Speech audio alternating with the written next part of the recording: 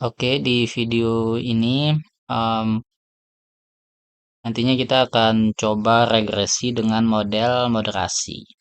Di video sebelumnya kita sudah coba regresi dengan model sederhana, maka kali ini dengan model moderasi. Secara konseptual seperti ini untuk dengan model moderasi ya. Masih sama sebenarnya untuk variabelnya. X1 kesadaran merek, X2-nya asosiasi merek, kemudian Y-nya keputusan pembelian, dan variabel moderasi yang akan digunakan di sini kelompok referensi. Kemudian untuk arahnya seperti ini yang akan kita buat nantinya. Jadi arahnya X1 ini ketika mempengaruhi Y, nantinya akan dipengaruhi oleh variabel kelompok referensi. Begitu juga untuk X2-nya. Nah, kita langsung saja ke Smart PLS. Kita akan buat project terlebih dahulu.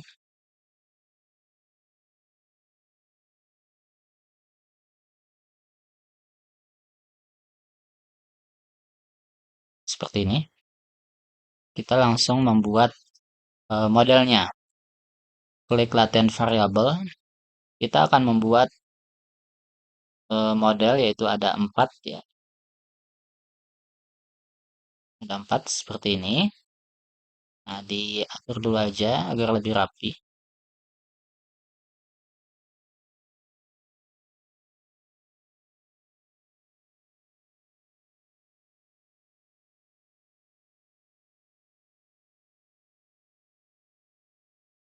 Oke, kita akan lakukan rename dulu agar lebih apa, mudah nantinya ketika melakukan atau melihat hasilnya.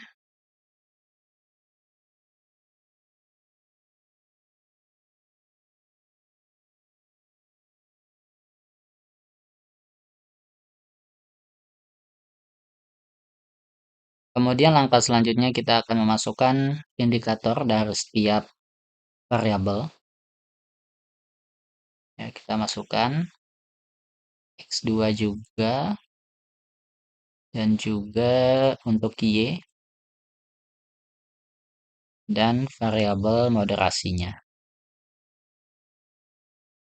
Nah, seperti ini agar lebih rapi, kita buat rapi dulu. Untuk variabel moderasinya, indikator kita pindahkan ke atas ya agar lebih rapi. Begini. Kemudian untuk indikator variabel Y kita pindahkan ke sebelah kanan.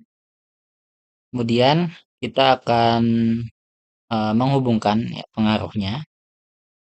Jadi dengan menu connect, kemudian kita akan hubungkan X1 ke Y, kemudian X2 ke Y, dan Z ke Y. Nah, sudah biru. Kemudian kita kembalikan kursor. Nah, selanjutnya kita sudah menghubungkan, maka kita perlu melakukan setting untuk variabel moderasinya. Nah, caranya dengan klik kanan pada variabel Y. Kemudian di sini ada add moderating effect. Klik. Nah, kita pilih untuk moderasi yang pertama, eh, ya moderatornya atau variabel moderasinya kan Z. Pilih Z, kemudian independennya X1. Jadi kita ingin memoderasi X1 dan Z terhadap Y. Seperti ini. Kemudian klik OK. Maka akan muncul moderating effect 1. Kemudian kita lakukan juga hal yang sama untuk X2. Klik kanan pada Y, kemudian add moderating effect, kemudian dipilih untuk moderator variabelnya Z, independennya X2. Kemudian klik OK. Nah, seperti ini. Agar lebih mudah juga kita rename. Moderating effect 1 tadinya yaitu X1 di kali Z ya. Nah, kali ini artinya moderasi. Jadi X1 atau Z moderasi X1 begitu. klik OK, kemudian moderating efek 2-nya juga sama, X2 kali Z. Nah, seperti ini. Jadi dalam meregresikan variabel moderasi, ada tambahan ya. Ada tambahannya dengan men-setting pada menu ini.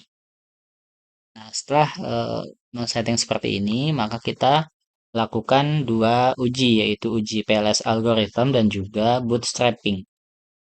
Kita ke menu calculate, kemudian pilih PLS algorithm, langsung saja start calculation. Tunggu sampai selesai, kemudian kita lakukan juga bootstrapping. Ada menu calculate, kemudian bootstrapping, kemudian start calculation. Oke, sudah selesai. Nah, seperti yang pada umumnya, jadi dalam metode SAMPLS kita perlu menguji outer model dan juga inner model. Mudahnya outer model itu menguji indikatornya, kemudian inner model itu menguji pengaruh variabelnya. Nah, yang pertama untuk outer model, kita perlu melakukan atau melihat uji validitas konvergen ya, dengan menggunakan nilai outer loading. Jadi pada menu outer loading ini klik. Nah, ini angkanya.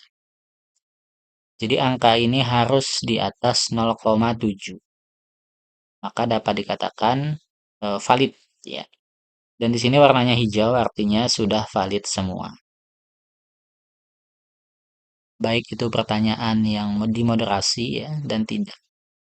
Nah, kemudian yang kedua untuk outer model ada diskriminan validity. Jadi pada menu diskriminan validity ini. Klik.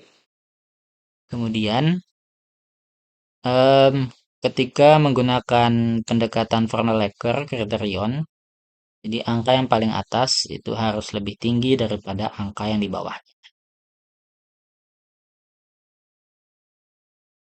Nah, kalau kita lihat di sini, ternyata ada satu ya di sini. 0,829 ini lebih tinggi dari 0,788. Artinya ini tidak valid nih kalau kita menggunakan pendekatan ini. Mungkin bisa menggunakan pendekatan cross-loading atau HTMT. Nah, namun HTMT di sini juga ada yang merah. Ya. Nah, intinya untuk diskriminan validity bisa menggunakan Kronecker kriterion, cross-loading, dan juga HTML. Kemudian yang ketiga yaitu menguji reliabilitasnya pada menu Construct Reliability and Validity pada menu ini. Dan yang kita lihat yaitu nilai Cronbach Alpha dan juga Composite Reliability. Nilainya harus di atas 0,7 ya. Ini semuanya udah hijau, artinya sudah reliable. Kemudian yang terakhir dalam outer model ada uji collinearity-nya pada menu collinearity statistik. Nah, angkanya harus di bawah 3,3. Ini sudah hijau, artinya tidak terjadi masalah collinearity. Nah, kemudian kita masuk ke uji yang kedua yaitu uji inner model. Untuk inner model yang pertama yaitu koefisien determinasi, yaitu pada menu R square. Ya, ini. Kita menggunakan nilai adjusted R square-nya. Angkanya 0,65,6. Artinya pengaruh variabel independen terhadap variabel dependen sebesar 65,6%. Dan sisanya dipengaruhi oleh variabel lain di luar penelitian. Kemudian yang kedua yaitu kita perlu melakukan atau mengecek pengaruhnya, ya, uji hipotesisnya. Jadi pengaruh langsung dan juga tidak langsung. Kenapa ada dua? Karena kita tadi menggunakan variabel moderasi. Untuk melihat uji hipotesis pada output bootstrapping, kemudian pada menu patch coefficient. Nah, ini. Yang ini.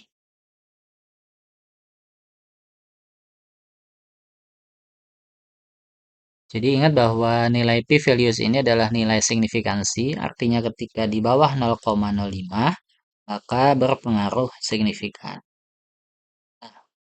Yang pertama, untuk pengaruh langsungnya X1 terhadap Y ini berpengaruh signifikan ya dan positif.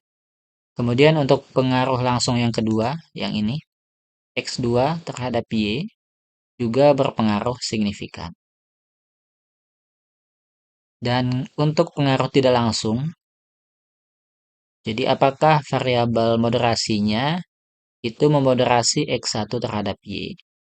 Kita lihat nilai p-values-nya ini 0,776. Ini di atas 0,05.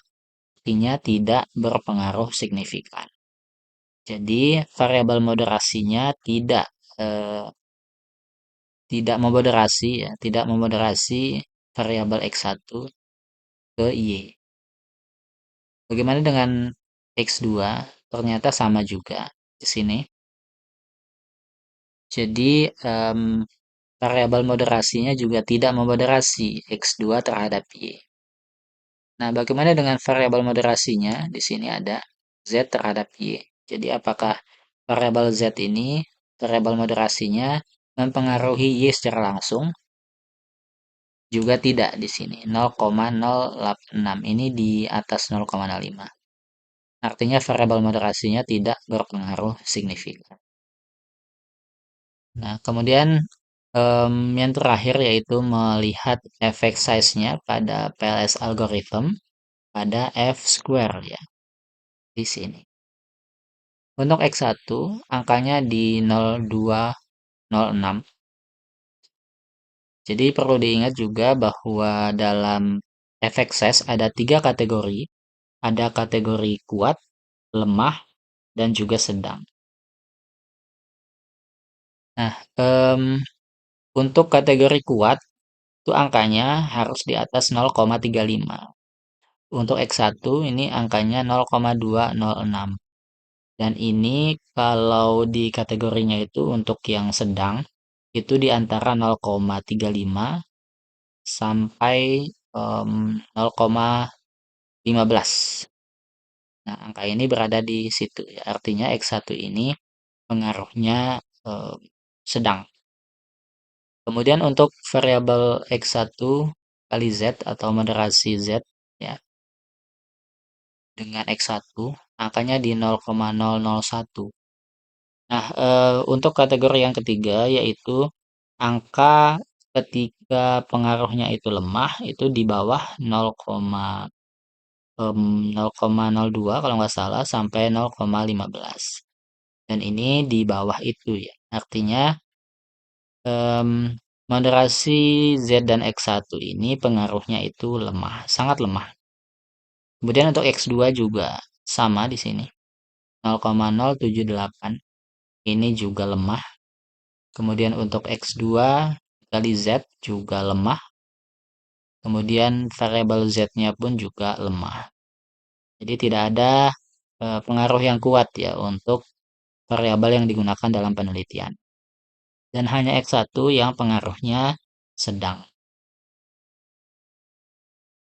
Jadi begitu untuk regresi dengan variabel moderasi.